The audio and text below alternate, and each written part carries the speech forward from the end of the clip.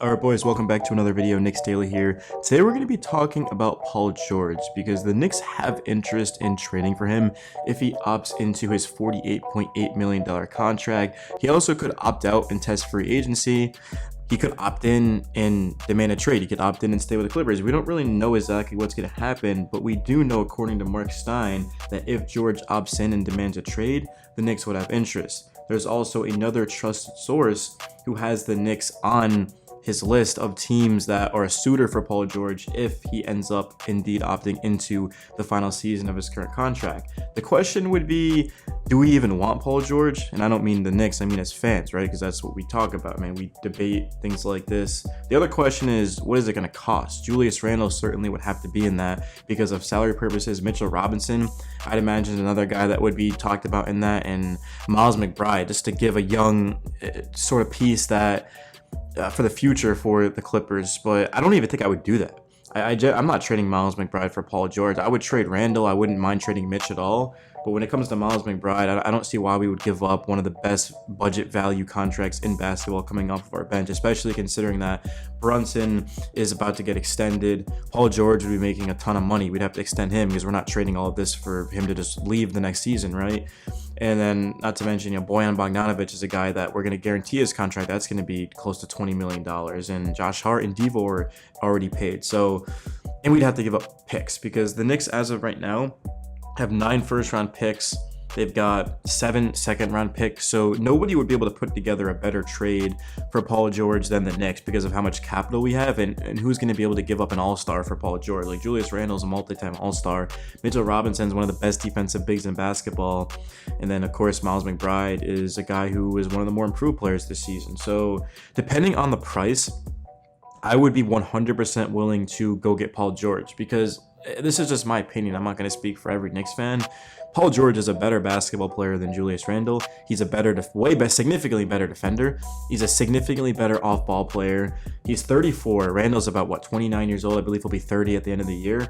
But we're talking about a guy who, you pair him with OG and Anunoby, you right now have the best 1-2 perimeter defenders in basketball, guys that can just lock up opposing players. If we go up against the Celtics, who the hell is covering Jason Tatum? Who the hell is covering or guarding, sorry, not football, Jaylen Brown, right? And then we've got to worry about a Derek White and a couple of other players. So we're going to beat Boston with our defense, right? We're going to go out there and we're going to have to be able to defend them because we don't want to be trading buckets. We want to be able to go out there and play elite defense. So you bring in Paul George, you now got Dante DiVincenzo, Paul George, OG Anunoby. Right there, that's a very good perimeter defensive team. And then also we would have Jalen Brunson, who is an above-average defender. He's the type of guy that we would try to make it so he has to play as little of defense as possible. That way he can run our offense. The only thing is, how our starting lineup even work with Paul George? We'd put Brunson at the 1, Devo at the 2. Oh yeah, it would be OG at the 3. Paul George, I guess we'd put OG at the 4, and then Paul George at the 3, and then Isaiah Hartenstein at the 5. Because that's another thing that we've got to talk about is that Isaiah Hartenstein isn't the best defender. He does everything well, but he's not a good defender. So if we were to have 2 elite defenders next to him, that would definitely make his job easier because less guys are going to be getting to the basket and penetrating the rim. But it's also the fact of, if Paul George ends up going to Orlando or Philly, all of a sudden that makes our lives even more difficult because Philadelphia just took us to 6 games. We didn't have Randle. I get that. Of course, there were some injuries. But it's also the fact of Philadelphia, if they get Paul George, they now have Joel Embiid. They have Tyrese Maxey and Paul George. I mean, Paul George would be their 3rd best player. Their 3rd best player. That is certainly not a series that I would want to be going into, right? I mean, Philadelphia was one of the best teams in basketball when Joel Embiid was playing on the court. And then Maxey's only going to get better. Paul George is a guy who would fit them well. Orlando is a team that was right behind us in the standings. If they get Paul George, they potentially could jump us in the standings. We don't really know that. They're a young team. So I definitely do not want Paul George to go to the East.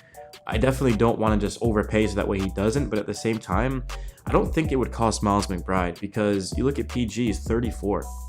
He's 34 years old. I mean, are we really going to be giving up 3 starting caliber players? 2 guys who are starting players, Mitchell Robinson and Randle, and then Miles McBride, who would be one of the best bench pieces in all of basketball for the Clippers. I mean, he shot 40% for us. He averaged 17 a game as a starter. So PG is definitely not at the top of my list. but he is being talked about right now because he has until Friday to decide if he wants to opt in or out of his contract. And to that point, Saturday, we could see him as early as that being traded. So for the Knicks, the thing is that they do have the 24th and the 25th overall pick. I don't expect PG to be traded before the draft. The draft's 2 days from now, Wednesday. He has until Friday, so he's not going to be traded to the Knicks during the draft or anything like that. But in terms of the future picks we have to offer, we have our picks, we have a couple of other teams' picks. And if PG does opt in, then 100% the Knicks should be checking in on him and seeing what it would cost. But I would trade Randle.